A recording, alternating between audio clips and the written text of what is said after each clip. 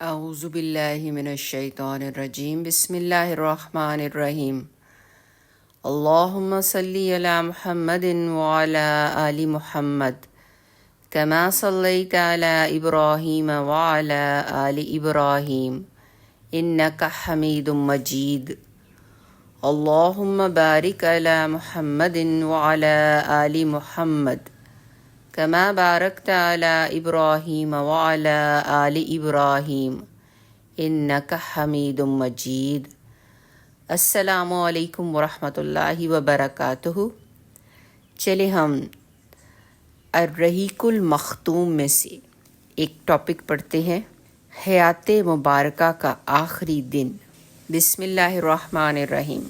حضرت انس رضی اللہ تعالی عنہ کا بیان ہے کہ دوشنبہ کے روز مسلمان نماز فجر میں مصروف تھے اور ابو بکر رضی اللہ تعالی عنہ امامت فرما رہے تھے کہ اچانک رسول اللہ صلی اللہ علیہ وسلم نے حضرت عائشہ رضی اللہ تعالی عنہا کے حجرے کا پردہ ہٹایا اور صحابہ اکرام رضی اللہ تعالی عنہم اجمعین پر جو صفیں باندھے نماز میں مصروف تھے نظر ڈالی، پھر تبسم فرمایا۔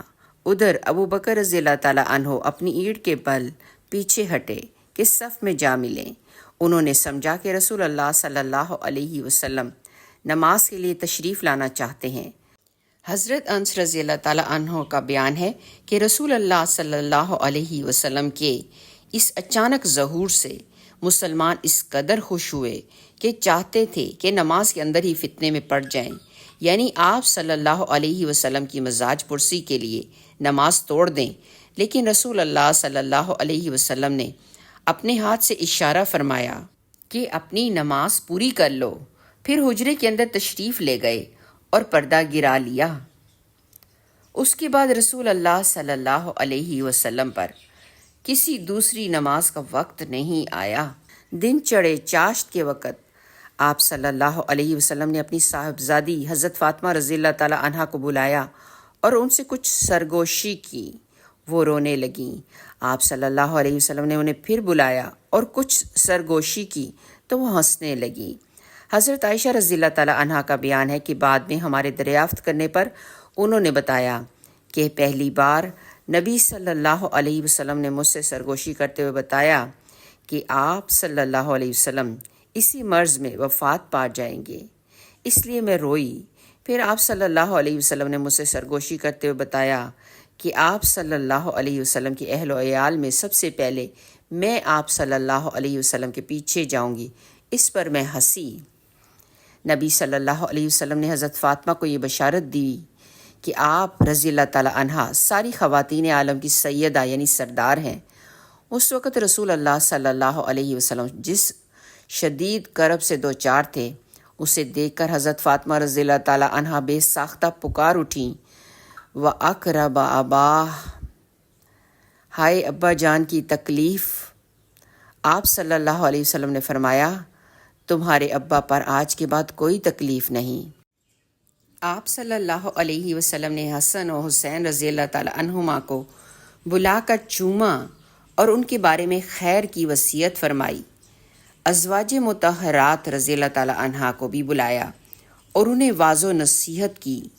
ادھر لمحہ بلمحہ تکلیف بڑھتی جا رہی تھی اور اس زہر کا اثر بھی ظاہر ہونا شروع ہو گیا جسے آپ صلی اللہ علیہ وسلم کو خیبر میں کھلایا گیا تھا۔ چنانچہ آپ صلی اللہ علیہ وسلم حضرت عائشہ رضی اللہ تعالی عنہا سے فرماتے تھے، اے عائشہ، خیبر میں جو کھانا میں نے کھا لیا تھا اس کی تکلیف برابر محسوس کر رہا ہوں۔ اس وقت مجھے محسوس ہو رہا ہے کہ اس زہر کے اثر سے میری رگیں جاں کٹی جا رہی ہے۔ آپ صلی اللہ علیہ وسلم نے صحابہ کرام رضی اللہ عنہم اجمعین کو بھی وصیت فرمائی، الصلاۃ الصلاۃ وما ملکت ایمانکم، نماز نماز اور تمہارے زیر دست یعنی لونڈی اور غلام۔ آپ صلی اللہ علیہ وسلم نے یہ الفاظ کئی بار دہرائے۔ پھر نزع کی حالت شروع ہو گئی اور حضرت عائشہ رضی اللہ تعالی عنہا نے آپ صلی اللہ علیہ وسلم کی اپنے اوپر ٹیک لگوا دی۔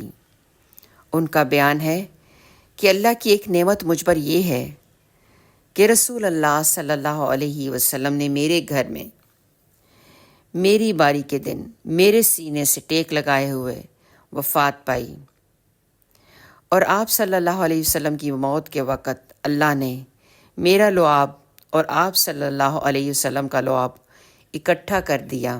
ہوا یہ کہ عبد الرحمن بن ابی بکر آپ کے پاس تشریف لائے۔ ان کے ہاتھ میں مسواک تھی اور رسول اللہ صلی اللہ علیہ وسلم مجھ سے ٹیک لگائے ہوئے تھے۔ میں نے دیکھا کہ آپ صلی اللہ علیہ وسلم مسواک کی طرف دیکھ رہے ہیں۔ میں سمجھ گئی کہ آپ صلی اللہ علیہ وسلم مسواک چاہتے ہیں۔ میں نے پوچھا، آپ صلی اللہ علیہ وسلم کے لیے لے لوں؟ آپ صلی اللہ علیہ وسلم نے سر سے اشارہ فرمایا کہ ہاں۔ میں نے مسواک لے کر آپ صلی اللہ علیہ وسلم کو دی تو آپ صلی اللہ علیہ وسلم کو کڑوی محسوس ہوئی۔ میں نے کہا کہ اسے آپ صلی اللہ علیہ وسلم کے لیے نرم کر دوں تو آپ صلی اللہ علیہ وسلم نے سر کے اشارے سے کہا ہاں۔ میں نے مسواک نرم کر دی اور آپ صلی اللہ علیہ وسلم نے نہایت اچھی طرح مسواک کی۔ آپ صلی اللہ علیہ وسلم کے سامنے کٹورے میں پانی تھا۔ آپ صلی اللہ علیہ وسلم پانی میں دونوں ہاتھ ڈال کر چہرہ پونچھتے جاتے تھے اور فرماتے جاتے تھے، لا الہ الا اللہ، اللہ کے سوا کوئی معبود نہیں، موت کے لیے سختیاں ہیں۔ مسواک سے فارغ ہوتے ہی آپ صلی اللہ علیہ وسلم نے ہاتھ یا انگلی اٹھائی، نگاہ چھت کی طرف بلند کی اور دونوں ہونٹوں پر کچھ حرکت ہوئی۔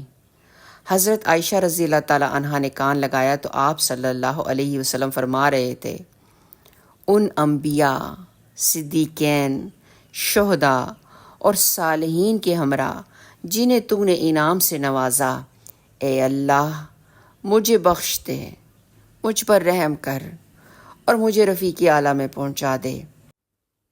اے اللہ رفیق اعلیٰ۔ آخری فقرہ 3 بار دہرایا اور اسی وقت ہاتھ جھک گیا اور آپ صلی اللہ علیہ وسلم رفیق اعلیٰ سے جا ملے۔ انا للہ و انا الیہ راجعون۔ یہ واقعہ 12 ربیع الاول سن 11 ہجری یوم دوشنبہ کی چاشت کی شدت کے وقت پیش آیا۔ اس وقت نبی صلی اللہ علیہ وسلم کی عمر 63 سال 4 دن ہو چکی تھی۔ اس حادثہ دل فگار کی خبر فوراً پھیل گئی۔ اہل مدینہ پر کوہ غم ٹوٹ پڑا، آفاق و اطراف تاریک ہو گئے۔ حضرت انس رضی اللہ تعالیٰ عنہ کا بیان ہے کہ جس دن رسول اللہ صلی اللہ علیہ وسلم ہمارے ہاں تشریف لائے، اس سے بہتر اور تابناک دن میں نے کبھی نہیں دیکھا، اور جس دن رسول اللہ صلی اللہ علیہ وسلم نے وفات پائی، اس سے زیادہ قبیح اور تاریک دن بھی میں نے کبھی نہیں دیکھا۔ آپ صلی اللہ علیہ وسلم کی وفات پر حضرت فاطمہ رضی اللہ تعالیٰ عنہا نے فرط غم سے فرمایا، یا ابتاہ اجابا ربن دعاہ، یا ابتاہ من جنت الفردوس ماواہ، یا ابتاہ الی جبریل ننعاہ۔ ہائے ابا جان جنہوں نے پروردگار کی پکار پر لبیک کہا، ہائے ابا جان جن کا ٹھکانہ جنت الفردوس ہے، ہائے ابا جان ہم جبرائیل علیہ السلام کو آپ صلی اللہ علیہ وسلم کی موت کی خبر دیتے ہیں۔